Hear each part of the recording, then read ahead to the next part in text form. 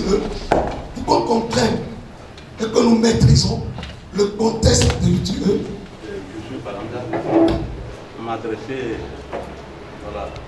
à M. Parfait par rapport à l'UTE qui nous a présenté. Je sais, ça a été très bien clair et avec, je n'ai pas encore lu les statuts. Bon, effectivement, il nous a parlé des statuts. Donc, je voudrais vraiment qu'il nous parle, qu'il nous explique un peu le statut juridique de l'ITE. Parce que je sais que ce n'est pas un organe étatique. Bon, il est plus ou moins international, supposons. Mais je ne sais pas quels sont les liens avec l'État, l'État dans lequel il existe. Bon, est-ce que quelque part, bien qu'il ait aussi des représentants du gouvernement, mais il peut avoir aussi quelques problèmes inhérents à cela.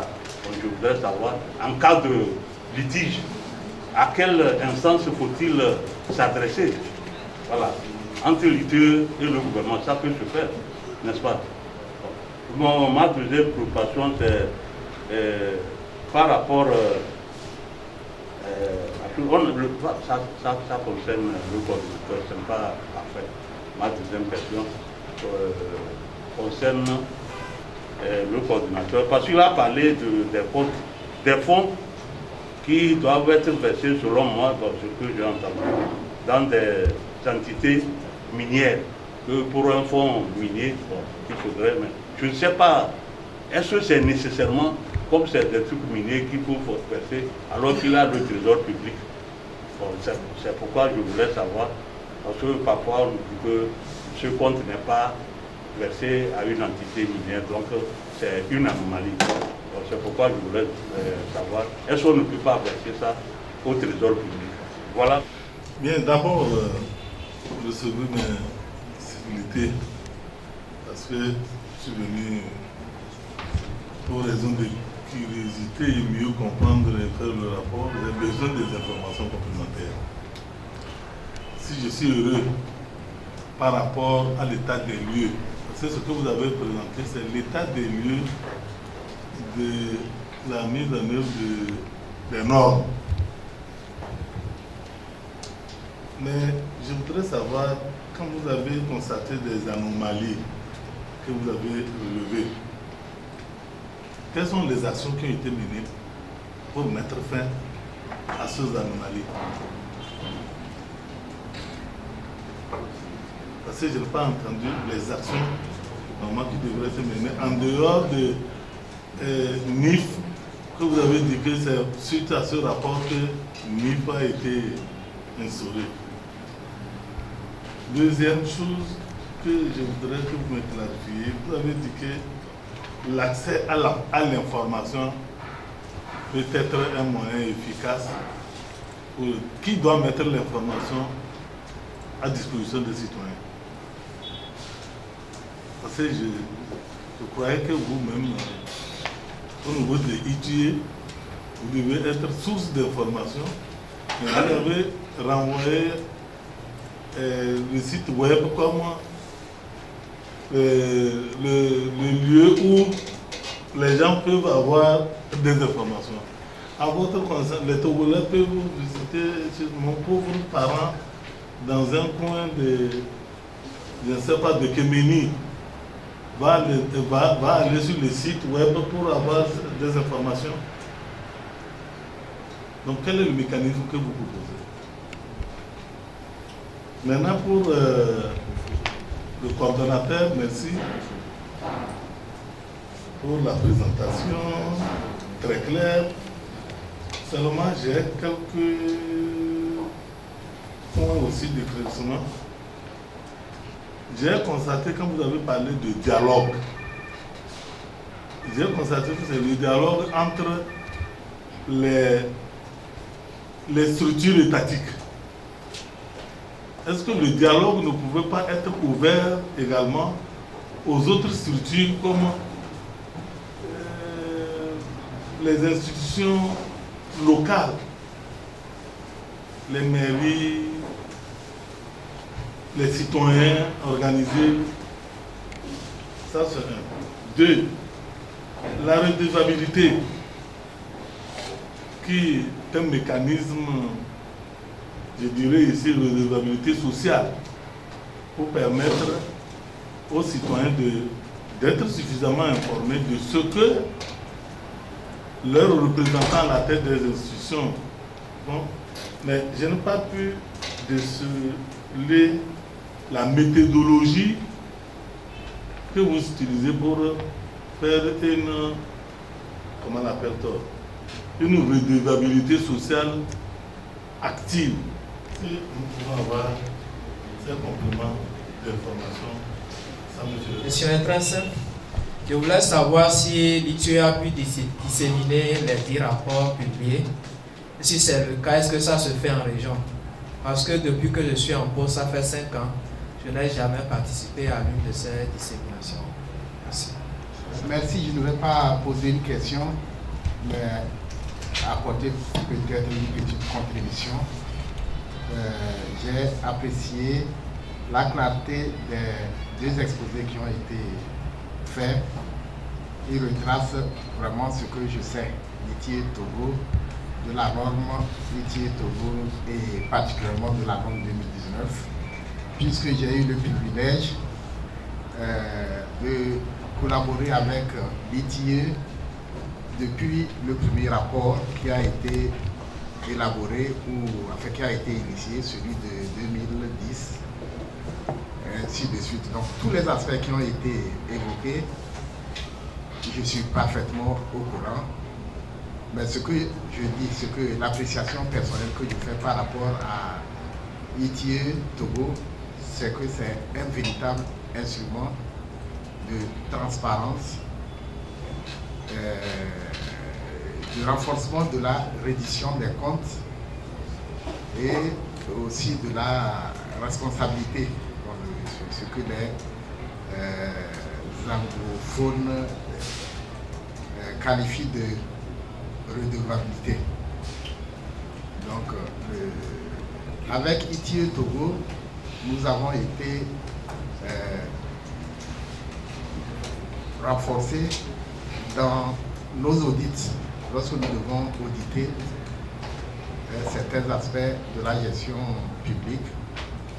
ITIE Togo peut nous donner, à travers les différents travaux d'ITIE Togo, nous y trouvons des éléments pour apprécier les risques liés à certains secteurs du contrôle. Et bon, lorsque ma partie arrivera, lorsque j'aurai à intervenir, je dirai exactement ce que nous devons faire en tant qu'institution supérieure de contrôle et que nous ne faisons pas suffisamment pour certaines raisons. Je tiens d'abord à féliciter les 3 communicateurs pour la brillance de leur exposé. Et ma préoccupation s'adresse particulièrement à son Excellence, Monsieur le coordonnateur, qui nous a parlé du code de l'eau.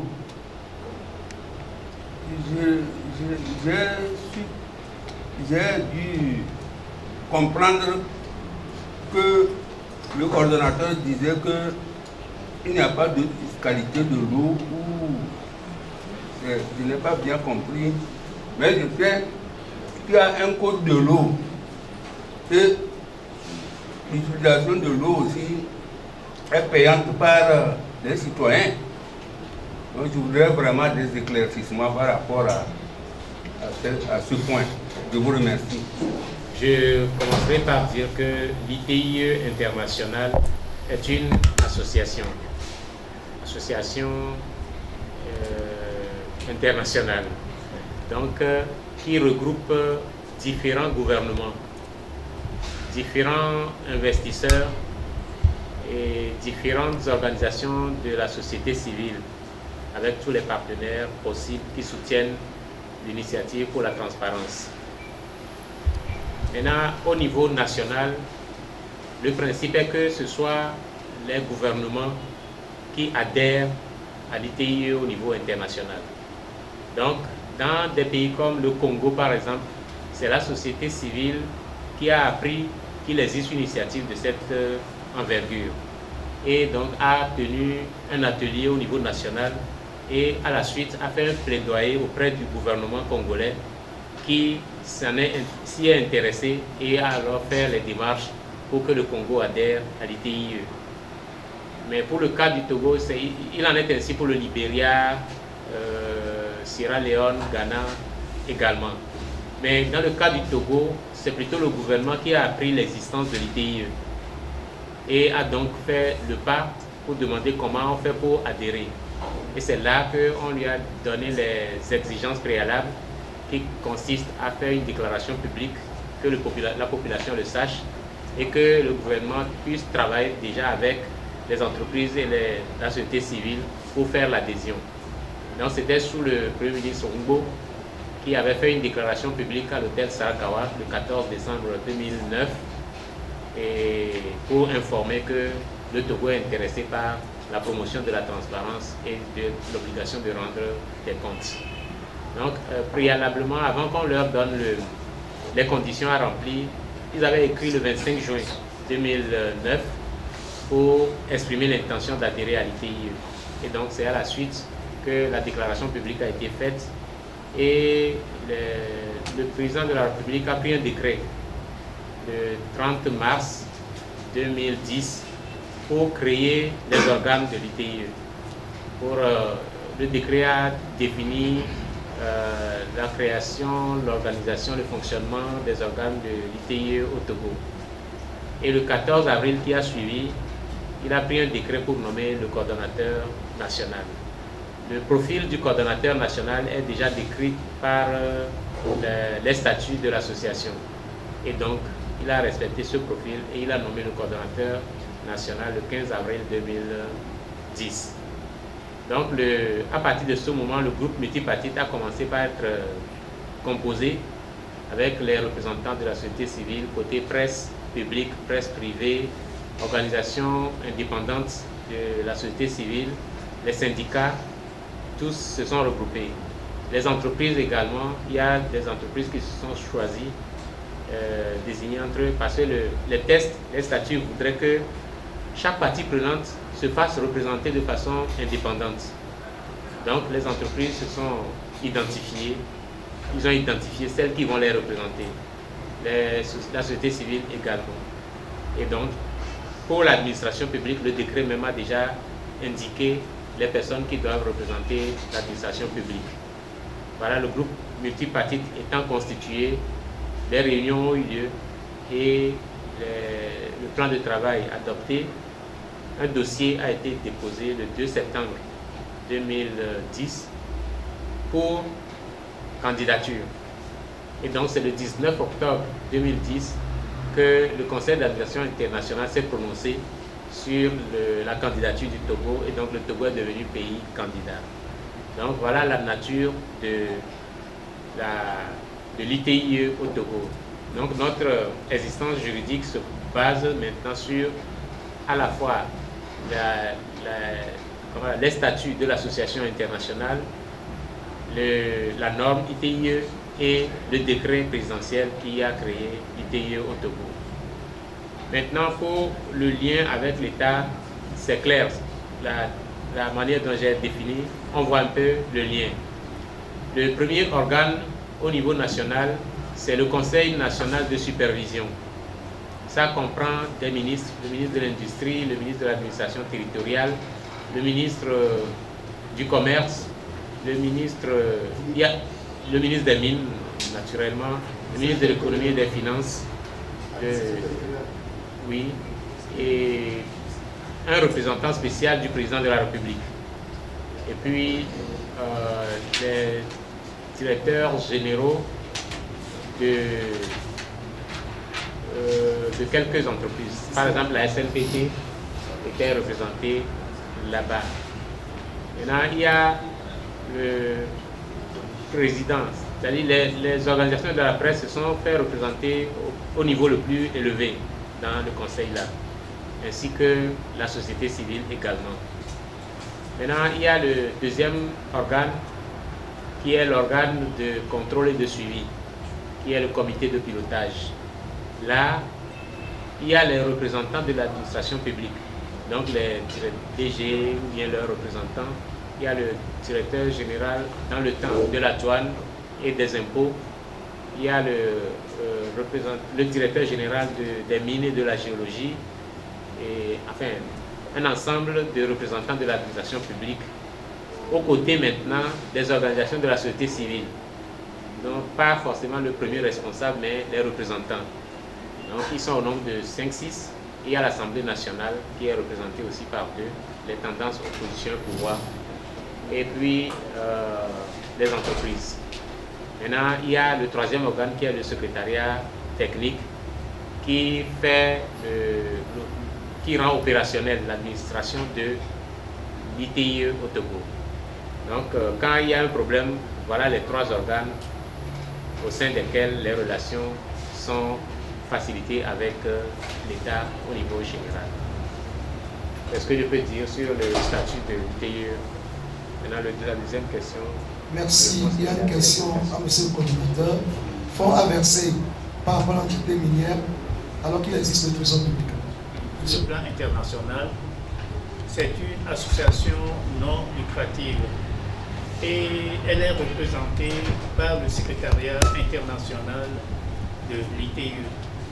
Elle dispose d'un conseil d'administration et présidé par qui a une présidence, et c'est au sein du conseil d'administration que les dispositions sont prises, où les règlements sont discutés pour les bonnes œuvres ou bien l'exécution de l'ITIE sur le plan international, et aussi leur implication ou bien leur suivi de la mise en œuvre de l'ITIE dans les pays mettant en œuvre l'ITIE. Mais au niveau des pays mettant en œuvre l'ITIE, c'est le gouvernement qui prend d'abord l'engagement et associe les industries extractives et la société civile. Et lorsque vous regardez au Togo, comment c'est articulé, le Conseil national de supervision et le comité de pilotage, l'ITIE est une entité du gouvernement, est une entité administrative qui jouit d'une autonomie de gestion, et le fonctionnement ou bien la gestion quotidienne est effectuée par le secrétariat national, que nous appelons ici secrétariat technique, qui relève aussi bien du gouvernement que du secrétariat international de l'ITIE. Donc, en cas de conflit ou bien de, qu'est-ce que vous avez dit, en cas de litige, le litige, disons, le règlement doit d'abord être porté au niveau du comité de pilotage et arriver au niveau du Conseil national de supervision. Et si on ne trouve pas de solution, on soumet ça au Conseil du gouvernement national. Hein? Conseil des ministres. Conseil des ministres. Merci. Mais je l'avais dit dans ma présentation, le principe retenu au niveau de l'ITIE, ou bien au niveau de l'ITIE, c'est toujours le consensus.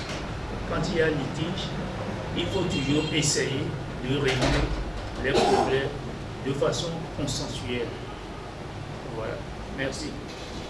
Et versement des contributions obligatoires, c'est ça, non? Oui, versement des fonds. Il y a le trésor public. Et pourquoi créer le problématique?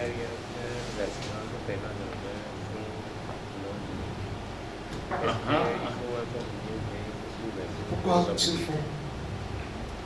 Et non, ça dit que il faut faire la part des choses. Le versement, il s'agit des paiements miniers, ou bien des paiements dans le secteur minier. Donc ce que je voudrais dire, c'est que ces paiements-là doivent être enregistrés par une entité minière, alors que ça n'a pas été le cas. Ça a été enregistré dans un compte d'une entité qui ne relève pas du secteur extractif. Sinon, ce que le code minier prévoit, ou bien le code général des impôts prévoit, il y a des entités de l'administration publique, par exemple si nous prenons la direction générale des mines, est habilitée à collecter les paiements de l'État pour le compte du trésor public. Et c'est tout comme les régies financières de l'État. Et pour ce qui concerne même l'environnement, qui travaille avec nous aussi, qui opère avec nous, donc les redevances ou bien les droits payés au niveau de l'environnement sont reversés au trésor public. En principe, ces paiements doivent être faits au trésor public. Mais pour ce cas, il faut mettre un peu la différence. Parce que c'est des obligations. C'est-à-dire qu'au moment de la signature des contrats, il a été convenu de faire payer. C'est-à-dire que les entreprises contribuent au développement économique des localités. Et c'était d'abord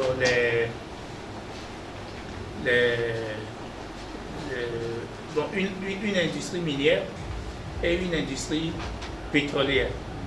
Et ces montants, les montants fixés par le contrat ont été versés, mais pas sur un compte du secteur minier. Je peux te donner l'exemple, pas sur un compte de la DGMG, de la Direction Générale des Mines, mais sur un compte d'une entité qui relève du secteur de l'électricité. Ce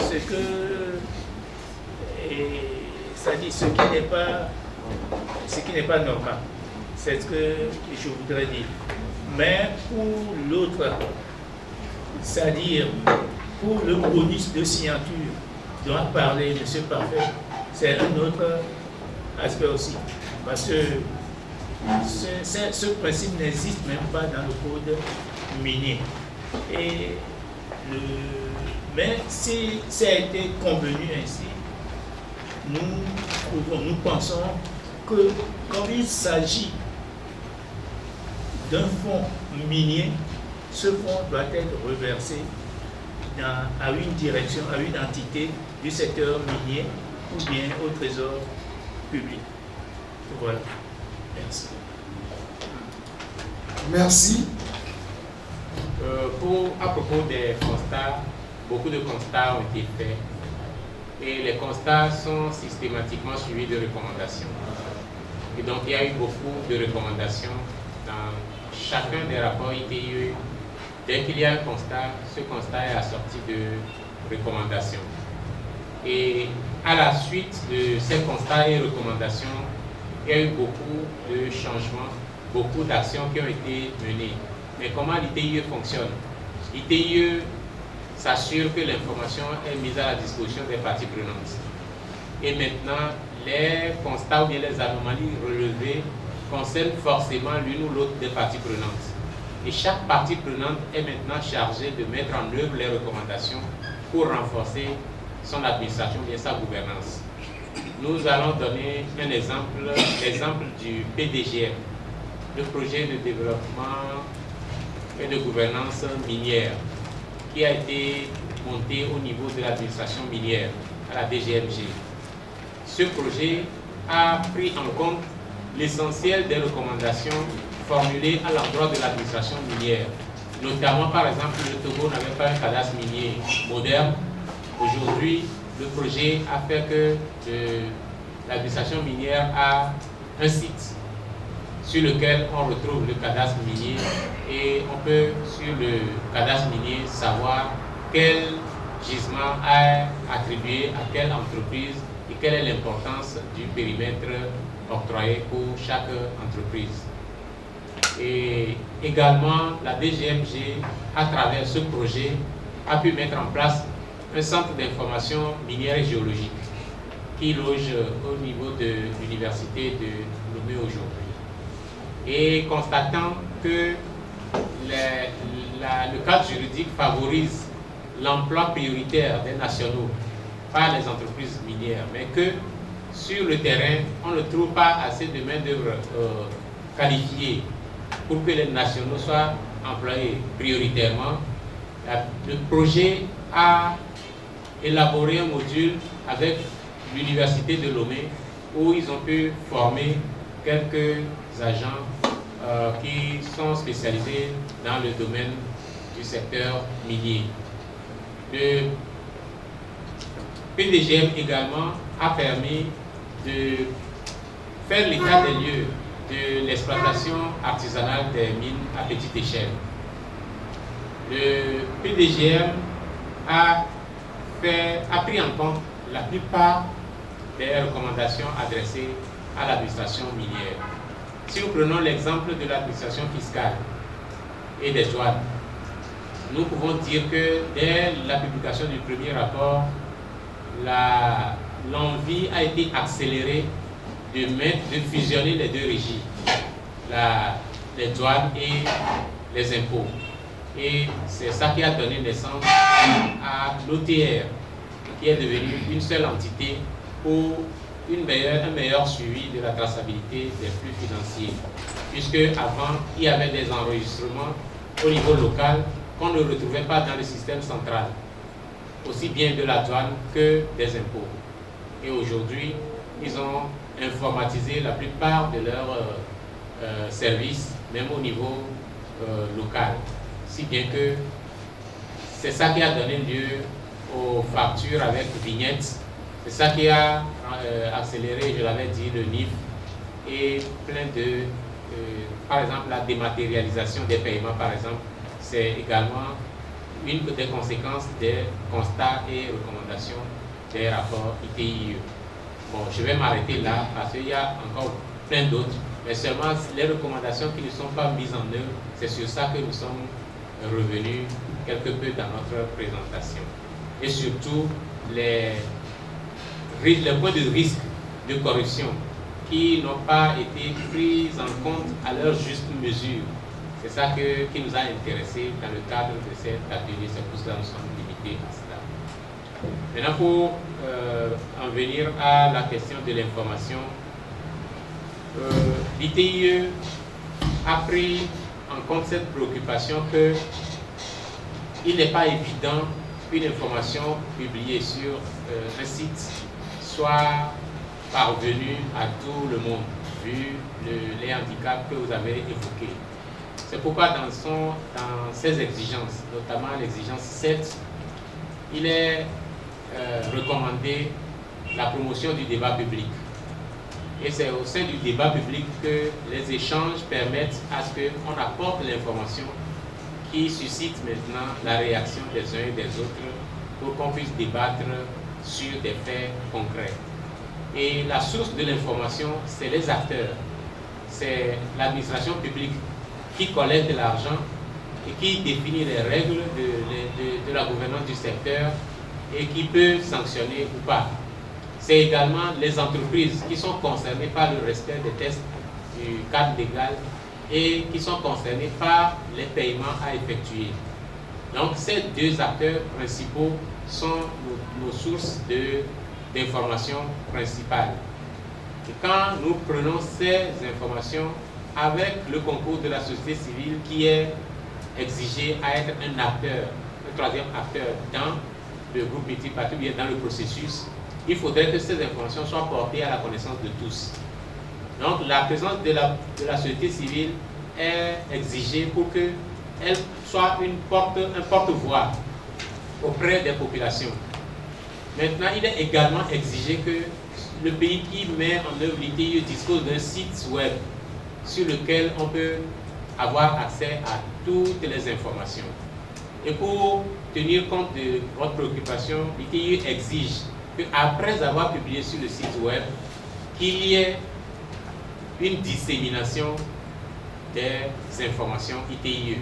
Et donc le rôle de la dissémination, c'est de partir à la rencontre de la population pour l'informer qu'il y a ces informations qui sont publiées et que vous pouvez les trouver sur tel site. Dès que nous portons cette information, maintenant, ce qu'il y a sur le site, nous partageons ça avec eux de façon interactive. Et quand nous partons, même lorsqu'ils ne savent pas comment accéder à un site, ils savent quand même que ça se trouve sur un site. Et lorsque leur fils, leur frère arrivent, ils peuvent leur demander de chercher cela et de leur expliquer ça le mieux. Donc, les dispositions sont prises pour que tout le monde puisse avoir accès à l'information. Non seulement nous nous déplaçons pour communiquer avec les populations, mais nous monnayons également les informations là sur des supports beaucoup plus accessibles. Au début, nous faisions des bandes dessinées, mais nous faisions aussi l'interprétation de ces données sous forme de théâtre, où les petits-enfants font des sketchs et à travers ces théâtres, on comprend toutes les informations majeures des rapports ITIE.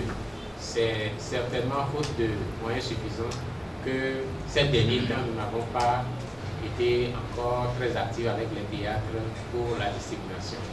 Donc voilà autant de moyens que nous imaginons et actuellement nous sommes en train de réfléchir également à une nouvelle stratégie de communication qui permettra d'intégrer d'autres moyens de communication pour vulgariser le plus possible les informations ITIE. Seulement ce que nous avons souligné au cours de cet atelier est que le peu de personnes à qui les informations parviennent doivent encore faire un peu d'effort pour aller maintenant au-delà d'avoir l'information, de l'analyser, de l'interpréter, de l'utiliser pour résoudre les problèmes qui se posent au secteur, à la gouvernance du secteur extractif. Publié 10 rapports et nous en avons disséminé 8 déjà. Et la dissémination, comment nous la faisons? Nous la concevons sous forme de sensibilisation itinérante. Nous parcourons les 5 régions du pays et arrivés au chef-lieu de chaque région, nous invitons dans la mesure de nos possibilités les parties prenantes qui sont dans la région, peut-être pas au chef-lieu forcément, mais qui sont quand même dans la région pour assister à la campagne au chef-lieu de la région. Et quand nous arrivons dans une région et nous constatons qu'il y a une localité minière dans cette région, nous nous déplaçons vers cette localité minière pour échanger avec la population sur les résultats des différents rapports. Et nous savons que Atapamé n'a pas trop d'activités minières, ce qui fait que pour Atapamé, nous venons, mais on n'a pas des parties prenantes qui sont acteurs actifs des activités minières. Seulement, ce qui fait que le DR n'a pas participé à nos activités, je ne sais pas si depuis le début, notre début, il était déjà dans la région. Sinon, après, on ne savait pas, il était un peu transparent pour nous. Donc maintenant que nous le savons, dès que nous passons dans la région, et c'est maintenant que nous avons la précision aussi que c'est Atapamé et enfin Plateau et Central que vous représentez. Donc même si nous ne venons pas à Atapamé, quand nous serons dans la région centrale, forcément nous allons vous faire signe. C'est ça qui a donné l'impression que nous ne pouvons pas voter. Mais on est passé dans toutes les régions, les chefs-lieux de région, et maintenant nous réservons une autre phase pour les localités minières. Et à cette phase, nous faisons la rencontre des communautés, des localités où il y a exploitation minière. Et en plus des conclusions, bien des résultats des rapports, nous discutons des problèmes propres à ces communautés et liés maintenant à l'exploitation des mines. Voilà comment nous organisons les disséminations de nos rapports. Merci à monsieur le coordinateur qui est par rapport à la brute de viabilité. Merci beaucoup. Si nous avons bien suivi les réponses de mon collaborateur. Je crois que la question sur le dialogue aux autres structures et la question sur la redevabilité sociale est déjà trouvé sa réponse aussi. Mais ce que je voudrais dire que le dialogue n'est pas seulement limité aux structures administratives, mais il est ouvert à toutes les structures.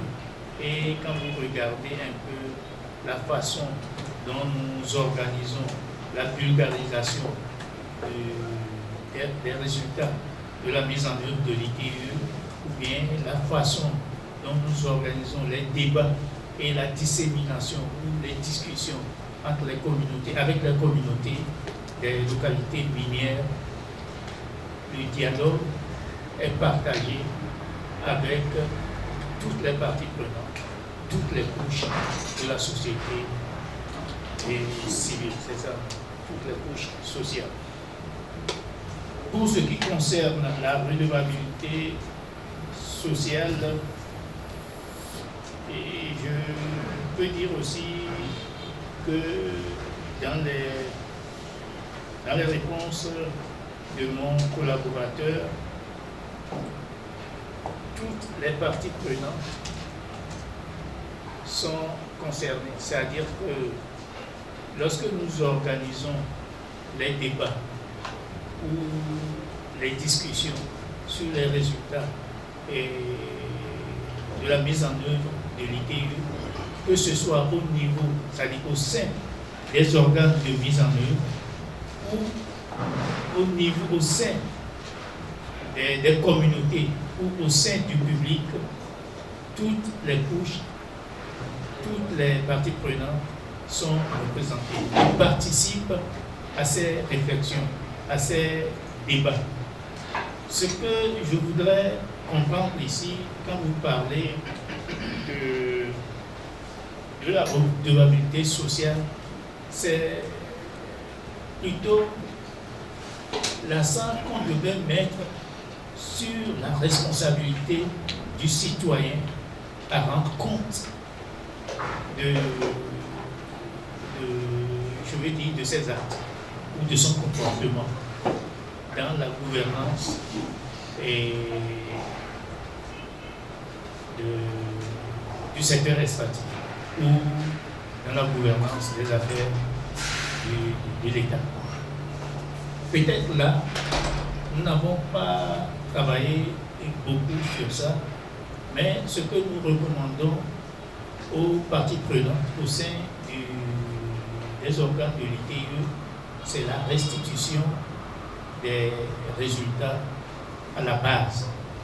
Si bien que si cette restitution est bien faite, surtout au niveau des groupes de la société civile, on peut relever le niveau de responsabilité des citoyens.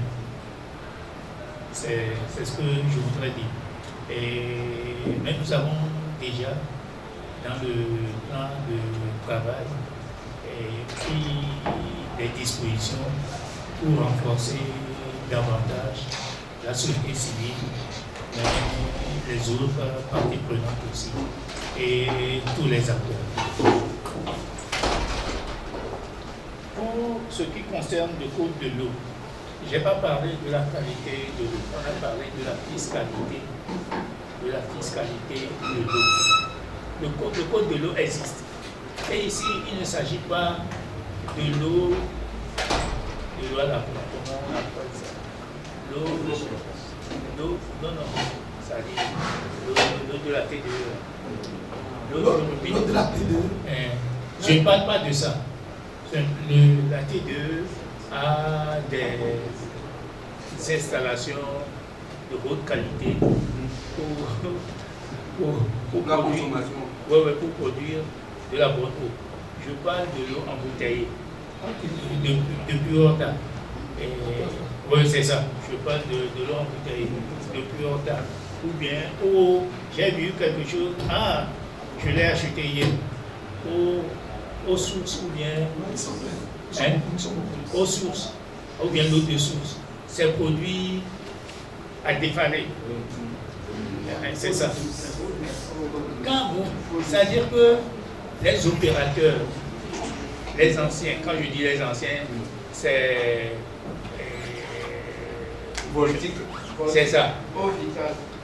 Orbital n'existe plus, c'est pratiquement Voltic qui paie les redevances actuellement. Mais après Voltic, lorsqu'on a revu le code de l'eau, ils n'ont pas pris les tests. Hein? Ils ont la fiscalité. Ils ont les tests d'application. Mais est-ce qu'ils ont les tests sur la fiscalité? Parce que jusqu'à l'année passée, je crois que même jusqu'ici, les tests sur la fiscalité n'existent pas, ou bien n'accompagnent pas le code de l'eau. Si bien que les opérateurs en dehors de Voltic ne peuvent pas faire des déclarations sur les redevances de l'eau, parce qu'elles ne payent pas. Elles ne payent pas. Voilà. Donc c'est sur la fiscalité de l'eau. Monsieur le coordinateur, retirez votre micro. Ceci m'amène à vous poser cette question. Un constat que j'ai fait, ça fait plus de 2 ans au Togo. C'est vrai qu'aujourd'hui, les Togolais disent que l'eau Voltic ou autres eaux sont chères, mais on constate aujourd'hui, dans les ateliers à Lomé, que l'eau qu'on appelle Verna, qui provient du Ghana, aujourd'hui, beaucoup de Togolais achètent ce type d'eau. Est-ce qu'il y a des dispositions au niveau du Togo par rapport à cette eau qui franchit nos frontières? Bon, les dispositions, c'est pour vérifier la qualité de l'eau et non le prix. Et le Ghana, ce n'est pas pour sous-estimer la qualité de contrôle de notre pays ou bien de nos institutions, mais le Ghana est mieux outillé que nous pour contrôler la qualité de l'eau. Je crois que tout produit conçu pour l'extérieur risque de disparaître très rapidement. Et généralement, les productions au Togo sont conçues pour le marché extérieur. Verna n'est pas conçu pour être vendu au Togo. C'est un produit pour le Ghana et pour la population ghanéenne. Et le marché ghanéen étant important, le coût est moins cher, abordable. C'est les Togolais qui ont découvert cette eau abordable là-bas et qui ont commencé par l'acheter ici. Si Voltic ou Vital produisent pour le marché togolais, ils trouveraient les outils ou bien les matériels qu'il faut pour que cela soit consommé au Togo. Voilà à peu près ce qui détermine la prospérité de tout marché. Il faut d'abord produire pour soi et que ce que vous produisez pour vous soit attrayant pour l'extérieur. Et voilà comment les produits franchissent l'air. Maintenant, le Ghana fait partie du même espace économique que le Togo. Et il y a des dispositions qui ne permettent pas au pays d'interdire quand vous êtes dans le même espace économique. 1000 francs tu vas au Ghana, tu as 200 000. C'est-à-dire 1000 francs togolais, ça fait 200 000 francs ghanéens. Donc à partir de la monnaie, les choses sont moins chères selon le Togo. Mais quand vous allez au Togo, les Ghanéens disent que c'est cher. Est-ce que vous comprenez? C'est à cause de ça que vous allez voir la concurrence entre les puissances. Le dollar a chuté parce qu'ils veulent concurrencer un peu la Chine. Plus le dollar est fort, les produits ne sont pas liquidés. C'est à cause de ça que la Chine a fait son argent qui est pratiquement zéro. Vous prenez le Nigeria. Le Naira, le Togolais ne peut pas prendre Naira. Moi je me rappelle, même chez nous, en PIT, quand on fait mariage, c'est Naira qu'on donne. C'est-à-dire que c'est devenu papier. On n'en a pas besoin, personne ne consomme. Parce que ça n'a pas de valeur. Par conséquent, nos produits ne peuvent pas coûter plus cher que les produits nigériens. c'est la même chose que nos produits ne peuvent pas coûter moins cher que les produits ghanéens. Le jour que le Ghana va adopter la même monnaie que nous, vous allez voir que les prix vont s'équilibrer. Parce que j'ai été même en Guinée, j'étais surpris. C'est-à-dire que tu vas en Guinée, 10 000 francs togolais, on te donne 90 000 francs guinéens. Francs. Oui, oui. Et par conséquent, les produits guinéens sont moins chers et liquidés en Côte d'Ivoire, au Mali, parce que la monnaie étant faible. Mais quand eux ils veulent venir acheter, ils doivent prendre les sacs pour mettre leur argent pour venir ramasser. Donc, par conséquent, quand l'analyse se base seulement sur le côté scientifique et que vous ne prenez pas en compte la monnaie, vous risquez de faire des commentaires biaisés. La monnaie, quand les gens disent que le franc CFA, il faut l'abandonner, c'est pratiquement la cause. Parce que notre franc est trop fort par rapport à notre économie. Mais ça n'empêche pas les Ghanéens de venir visiter notre marché.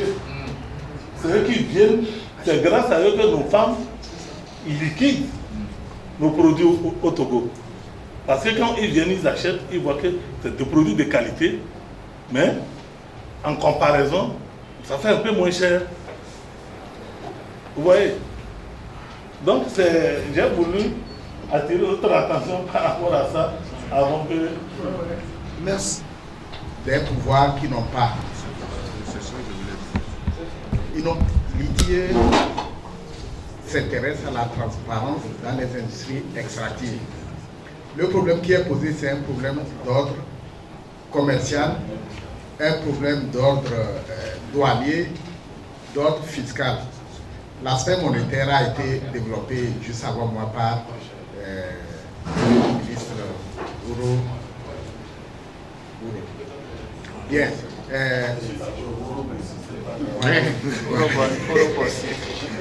Ok, donc la monnaie, le problème de la monnaie, tout le monde en parle, mais la vraie réalité c'est ça. La monnaie permet de commercialiser avec l'extérieur.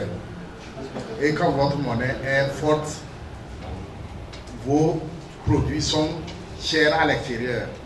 Quand votre monnaie est forte, vous pouvez acheter plus facilement les produits qui viennent d'une zone où la monnaie relativement est faible. C'est le cas entre le Ghana et le Togo, entre le Nigeria et le Togo. Et puis, je terminerai en disant que tant qu'on n'aborde pas sérieusement ce problème, c'est pas à nous, c'est aux autorités de l'aborder, on sera toujours un pays économiquement peu efficient. Économiquement peu efficient parce que nous ne pouvons pas vendre nos produits à l'extérieur. Nous pouvons en acheter, donc c'est comme si on encourageait, nous sommes plus forts pour consommer de l'extérieur. Bien, je crois que moi je vais m'arrêter là. Lorsqu'une industrie s'installe, quand elle veut produire, elle dimensionne sa production sur la base d'un très grand nombre de consommateurs. Chez nous ici, quand vous voulez créer une petite industrie, vous faites l'étude de marché à partir de la population locale, à partir de son pouvoir d'achat.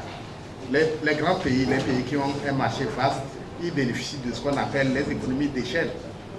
Quand vous produisez 100 000 articles à 5 francs, vous pouvez les vendre plus facilement que celui qui ne peut produire que 10 000 articles. Merci. Comme l'a dit M. Malang. En fait, il faut connaître les limites de l'ITIE. C'est vrai que nous sommes une structure qui fait la transparence et quand il y a les produits, disons, dérivés, liés à l'industrie extractive, on croit que nous intervenons. Mais quand vous prenez le décret, nous sommes circonscrits par rapport à certaines activités précises. On ne peut pas aller au-delà.